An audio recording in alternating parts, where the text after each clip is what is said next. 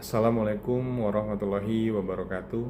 Selamat pagi dan salam sejahtera bagi kita semua. Yang saya hormati Bapak dan Ibu hadirin sekalian, izinkan saya memulai pembicaraan ini dengan sebuah pertanyaan sederhana. Apakah menjalankan aturan berarti harus mengorbankan sisi kemanusiaan? Pertanyaan ini mungkin terdengar sederhana, namun dalam praktik pelayanan di lingkungan lapas dan rutan, pertanyaan ini adalah dilema nyata yang dihadapi hampir setiap hari. Di satu sisi, petugas dituntut untuk menjalankan aturan dan SOP secara konsisten demi menjaga keamanan, ketertiban, dan kepastian hukum. Namun, di sisi lain, petugas juga berhadapan langsung dengan masyarakat yang membutuhkan pelayanan yang tidak hanya cepat dan tepat, tetapi juga manusiawi. Inilah yang menjadi fokus pembahasan kita hari ini, yaitu benturan kepentingan antara aturan dan SOP dengan pelayanan yang humanis di lingkungan lapas dan rutan. Hadirin yang saya hormati, kita semua sepakat bahwa aturan dan SOP adalah fondasi utama dalam penyelenggaraan pelayanan publik. Tanpa aturan, tidak ada standar. Tanpa SOP, tidak ada kepastian.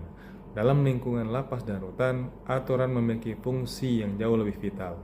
Aturan bukan hanya mengatur pelayanan, tetapi juga menjaga stabilitas keamanan dan ketertiban di lapas dan rutan.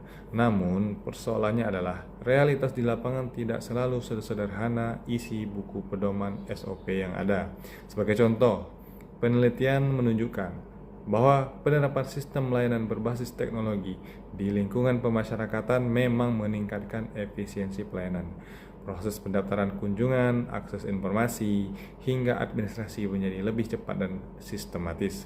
Akan tetapi, tidak semua masyarakat memiliki kemampuan yang sama dalam mengakses layanan digital. Masih ada masyarakat yang tidak memahami sistem online, masih ada keterbatasan perangkat dan jaringan internet. Akibatnya, sistem yang dirancang untuk mempermudah justru dalam kondisi tertentu dapat menjadi hambatan bagi sebagian masyarakat. Disinilah muncul pertanyaan penting. Apakah sistem yang efisien selalu identik dengan pelayanan yang humanis? Jawabannya adalah belum tentu. Fakta kedua menunjukkan bahwa keberadaan sistem dan SOP memang meningkatkan akuntabilitas dan transparansi dalam pelayanan.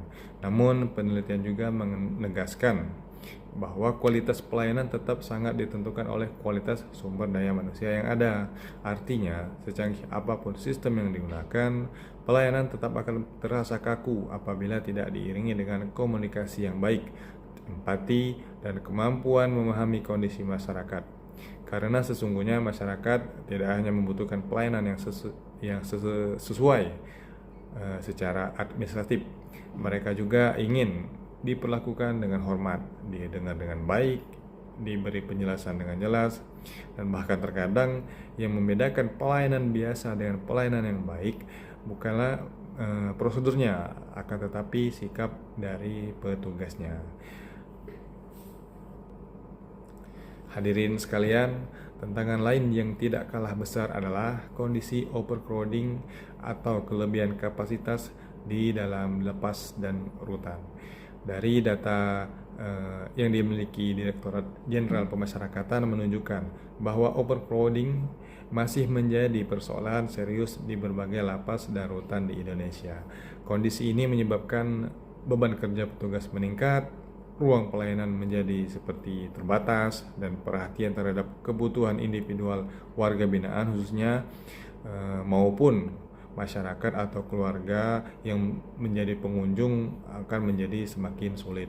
Akibat daripada itu, penyelenggaraan pelayanan seringkali terfokus pada pengendalian situasi dan kepatuhan prosedur, sementara aspek humanis dalam pelayanan sedikit berisiko terpinggirkan gitu. Maka jika kita melihat persoalan ini secara utuh, kita akan memahami bahwa benturan antara aturan dan SOP bukan semata-mata persoalan individu petugas. Ini adalah persoalan sistem kita. Namun demikian, di tengah segala keterbatasan tersebut, petugas kita tetap memiliki ruang untuk menghadirkan sisi kemanusiaan. Bukan dengan melanggar aturan, bukan dengan mengabaikan SOP, tetapi dengan menjalankan aturan secara profesional tentunya, serta disertai juga empati dan kebijaksanaan dari petugas. Pelayanan humanis tidak selalu berarti memberikan kelonggaran. Terkadang pelayanan humanis cukup diwujudkan melalui hal-hal sederhana seperti nada bicara yang sopan, penjelasan yang jelas, sikap yang menunjukkan bahwa petugas kita menghargai masyarakat atau pengunjung, sederhana tetapi berdampak besar. Karena masyarakat mungkin lupa prosedurnya, tetapi mereka akan selalu mengingat bagaimana mereka diperlakukan.